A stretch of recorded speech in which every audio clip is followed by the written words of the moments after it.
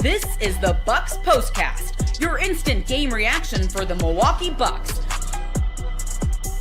Part of the Locked On Podcast Network, your team every day.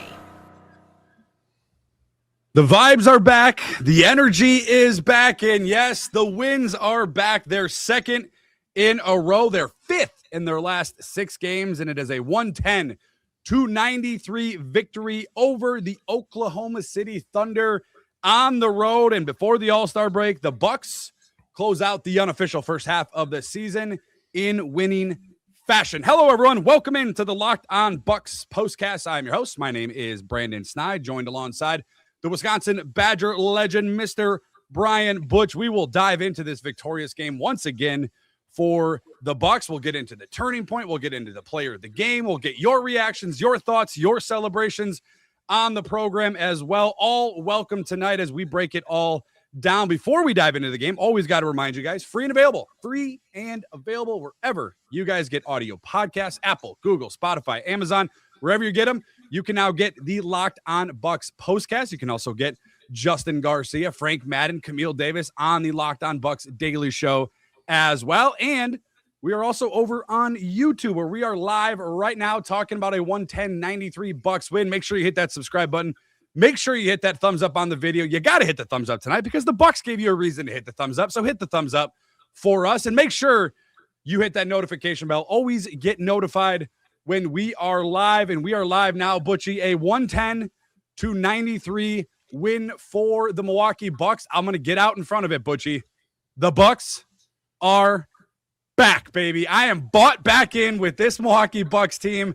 You'll probably talk me off the ledge. You'll at least try to. Let's get your initial thoughts on the 110-93 win. Okay, so first initial thoughts, then I got a question, because the question, and it's because it's NBA-centric as far as tanking and what should happen, because we've all seen what Utah is doing. It's the conversation. I think it's hurting the NBA product. Yeah. But it's interesting because the last 2 weeks, everyone said, hey, the Milwaukee Bucks should tank. And now you're like, okay, there's some young pieces. We've said this for a while.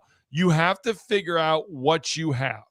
You have to figure out your pieces moving forward for next year.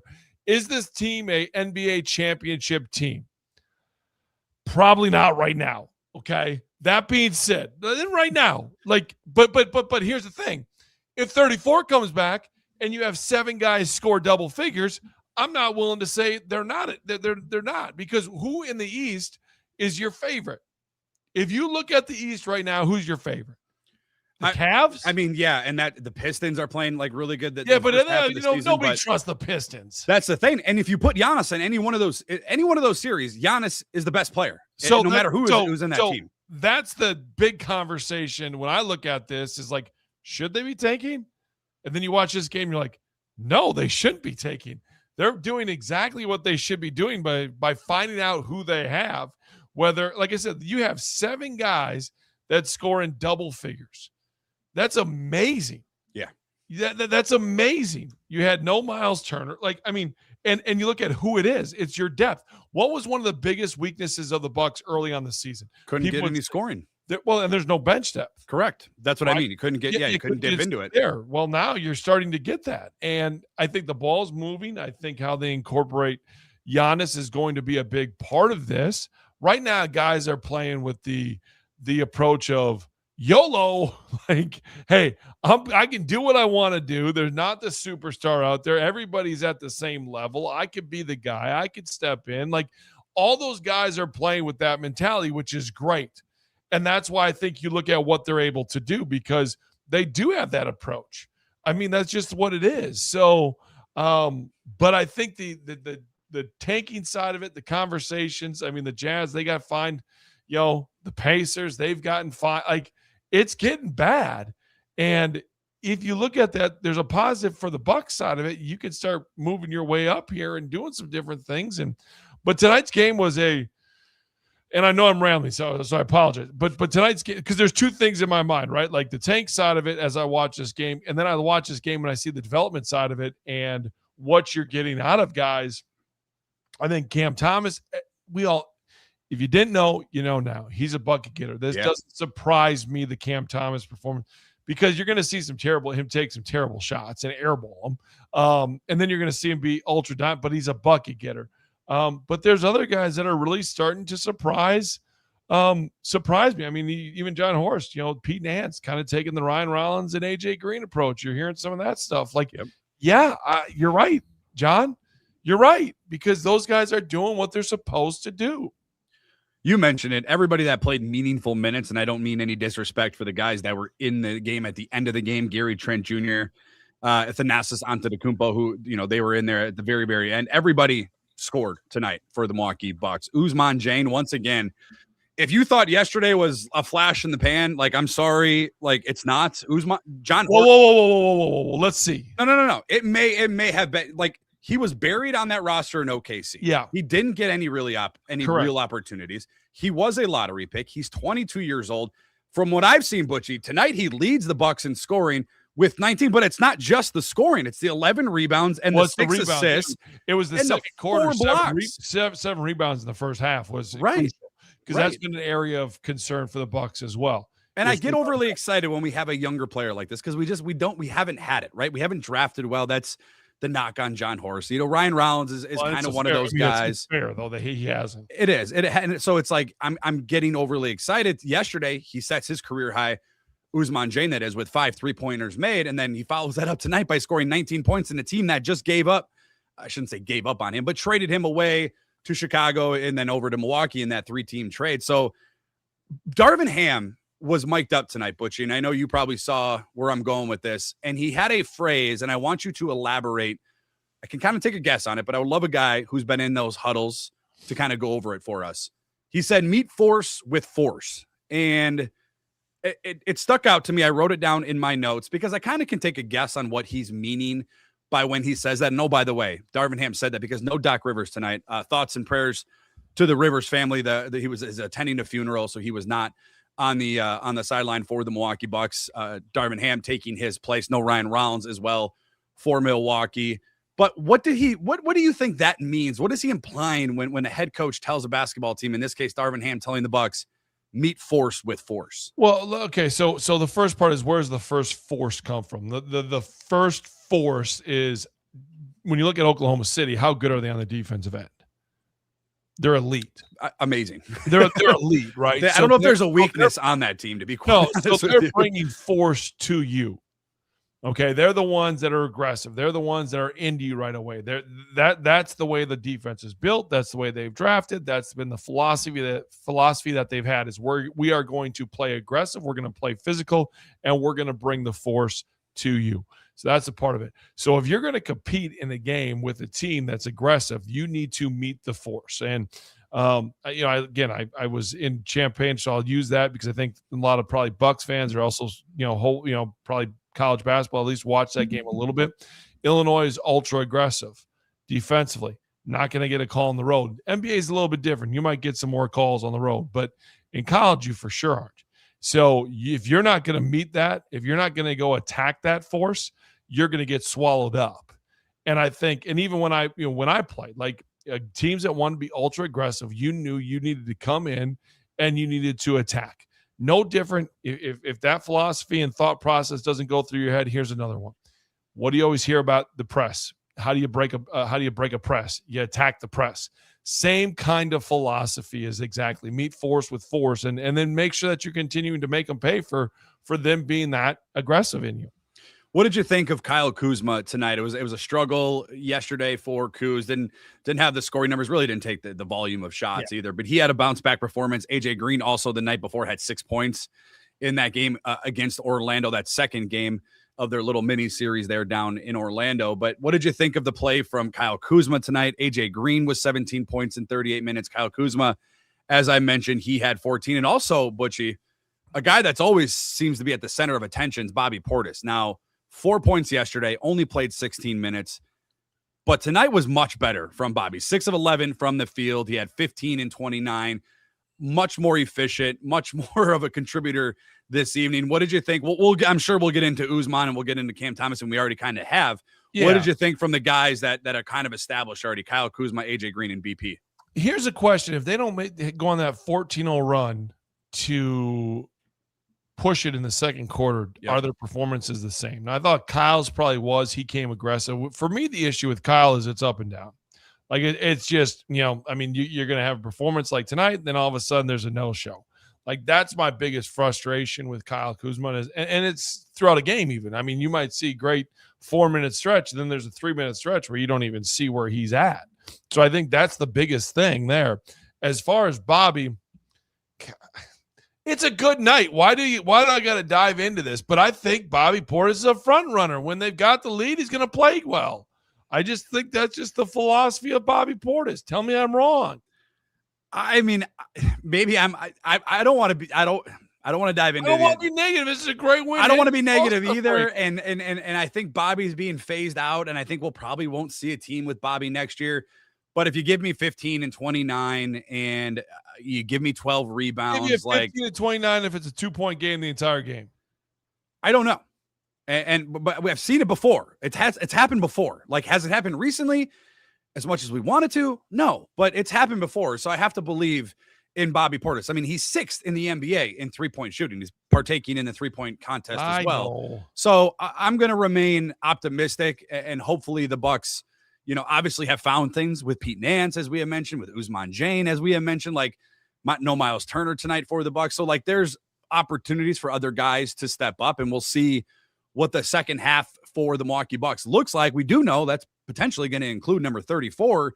And I think that changes a lot of things. Now, their Bucks are 7 games under 500. I'm not telling you they're going to the NBA Finals, but something has flipped here. You don't win 5, Butch. You don't win 5 of your last 6. No. Something has switched. But I think what it's switched here is this, and I mean this.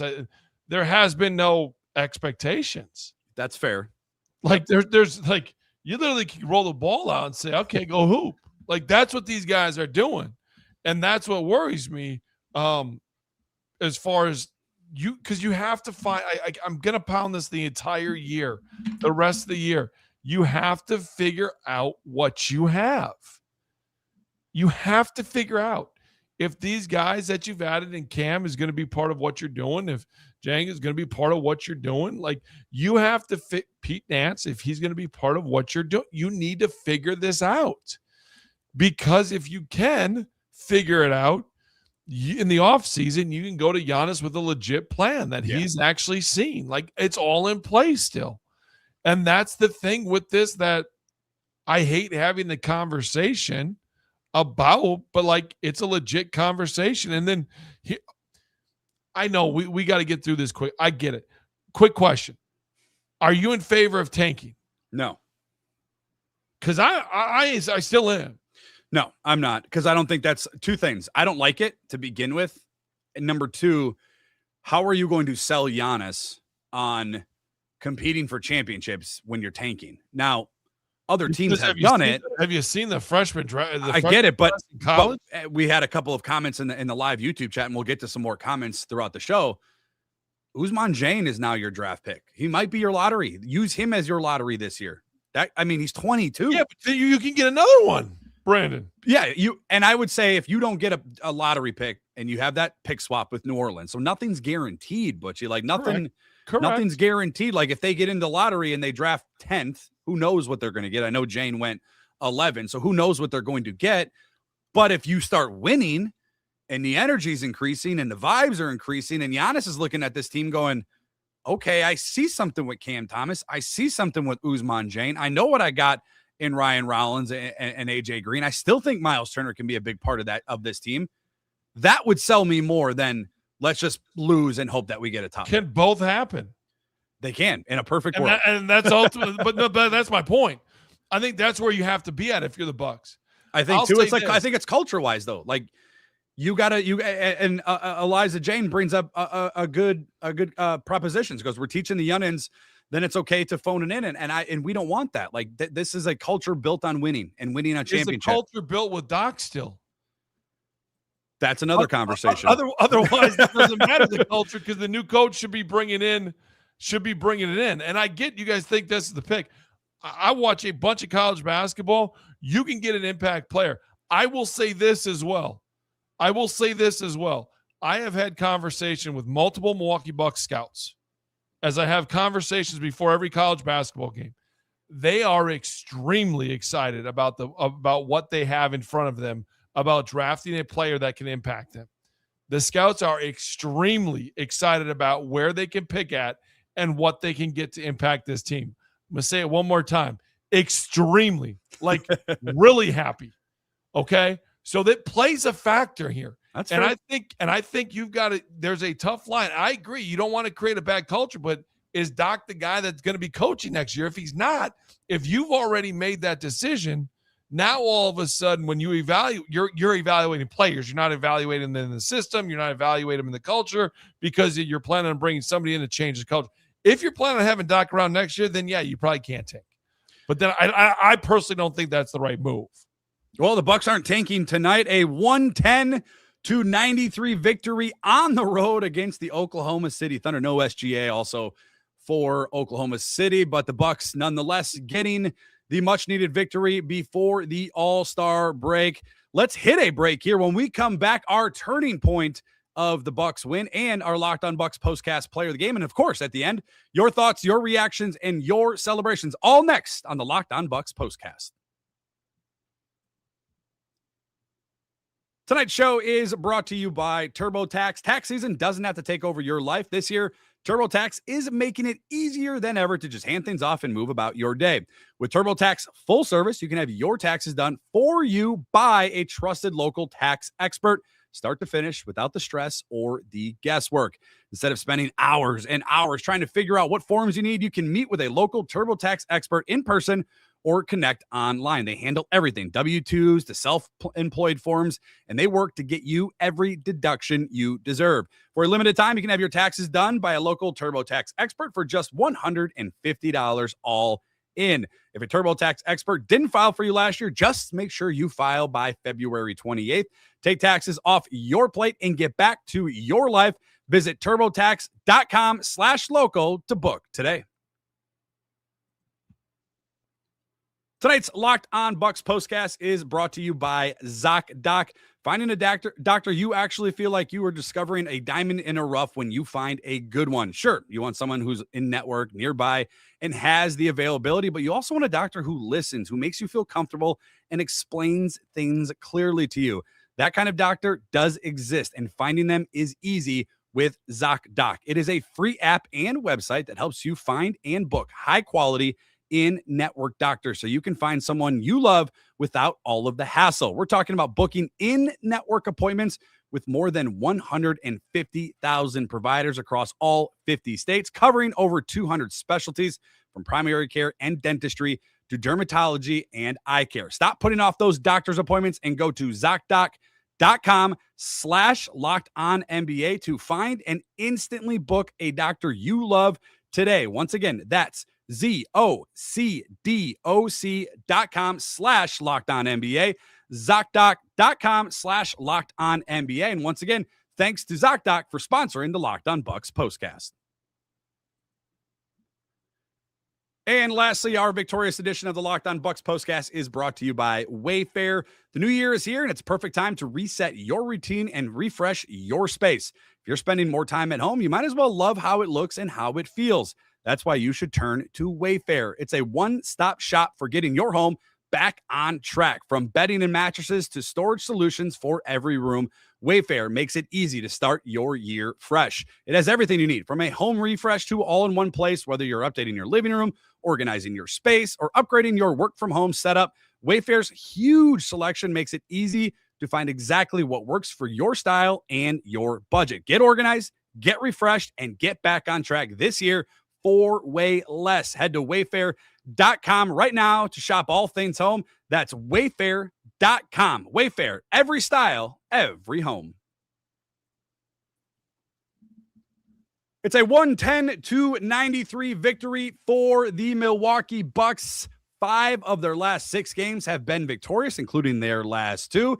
And now, with the win improved to 23-30 at the All-Star break, without any further ado, let's get into when this game turned for the Bucks tonight. Time to reveal where the game was won or lost. It's the turning point. Butchie, Bucks started off good, a solid start. They met force with force, as we talked about there when interim head coach this evening, Darvin Ham, preaching to the team. They were up at half, had a big, really a big game in that middle part of the game, that second and third quarter, even the fourth quarter. I mean, I don't want to say a total domination from the Milwaukee Bucks tonight, but it certainly felt like this game was in hand from that second quarter on. When did things turn for you in the Bucks 110-293 victory? Yeah, when it was 42-43 with 6:50 left in that second quarter, and then all of a sudden, it's a 1-point game at that point, and then they just go on an absolute run, get the lead all the way to 16 at the 3:24 mark. I mean, that is a stretch there of great basketball, and that's where they got the league. I mean, within a matter of 2.5 minutes, they're rolling with a 15-point lead, 16-point lead at 44-60. That's where, to me, it felt like it turned. I thought there was moments in the third where it could go either way, and Milwaukee found ways. They put together, I believe it was another 11-0 run in the third there to kind of extend that. But they had that, and I just think when you have a group that is new and you have a lead like that, you don't have to execute as well. And the new group's not going to execute as well. That's the reality. So I think the ability not to have to be forced to draw up plays and really execute to the best of your ability, because it's a tight game, helps this group. And I think that was a big part. You're up by 16. You've got wiggle room for mistakes. I'll make mine quick. It's the end of the third quarter. The Bucks go on a 7-0 run, right? There wasn't even a whole lot of scoring in that third quarter. The Bucks outscored. Nobody made threes. Nobody could make any shots. 22-18. The Bucks outscored OKC in that third quarter, but they already had the lead, as you mentioned, but they were able to extend that, a 7-0 run in that third quarter. That's kind of when Ousmane Dieng kind of opened things up and really started to get on a bit of a run. I also look an honorable mention, I suppose, could be that second quarter, that 19-4 run where the Bucks had 14 unanswered points in that quarter that really kind of separated it. But those are the two for me, the way that the Bucks ended that third quarter. Butchie, the All-Star break is on the other side of that fourth quarter, and you're down double digits, and you're probably, you don't have SGA, no Hartenstein, no J-Dub. Like, you're like, all right, we could probably find our way out of this one and allow the Bucks to walk out with a victory. And that's exactly what they did. 110-93. Before we get out of here, again, back-to-back nights there, we can give out a victorious edition of the Locked On Bucks postcast player of the game. This is the Locked On Player of the Game. Maybe there's one very obvious answer for this question, Butchie, but I'll let you have the floor. Your Locked On Bucks postcast player of the game after the 110-93 win. I'll make it quick, too. I'll give you the obvious one. I'm not going with the player. I'm going with the unit, the bench. Oh, to me, the bench of what you've got from your bench play was, phenomenal. You look at just in general what you got. It's sitting there, 27, 40 points from your bench. Enough said. Yeah, and unit gave you 40 points. Spread across, too. I'm going to kind of surprise. We'll all agree. Everybody will agree. Ousmane Dieng. Yes. 19 points, led the team in scoring, 11 rebounds, 6 assists, 4 blocks. He might be the real deal. There's obviously time will certainly tell on that. It is early.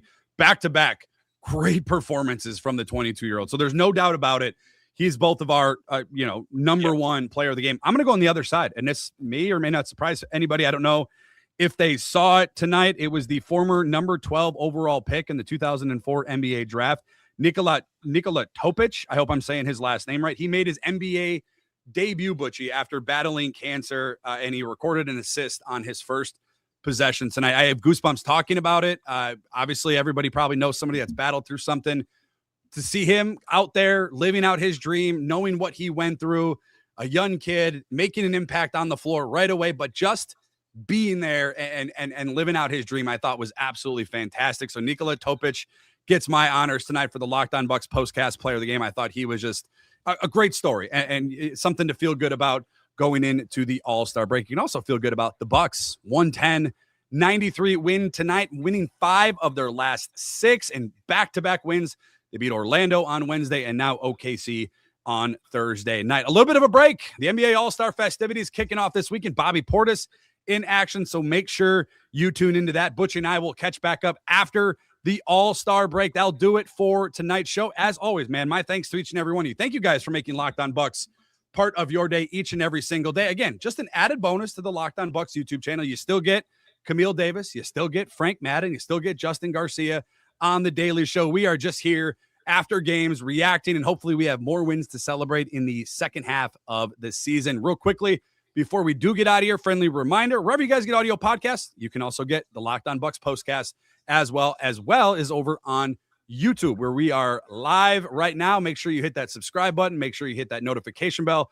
Get notified when we go live, and make sure you hit that thumbs up button for us as well, as the Bucks get the 110-93 win over Oklahoma City on the road. We'll see how this team bounces back in the second half of the season. Maybe they'll have Giannis, and hopefully the good vibes carry on for this Bucks team. Thanks to each and every one of you, and as always, make sure you stay locked on Bucks.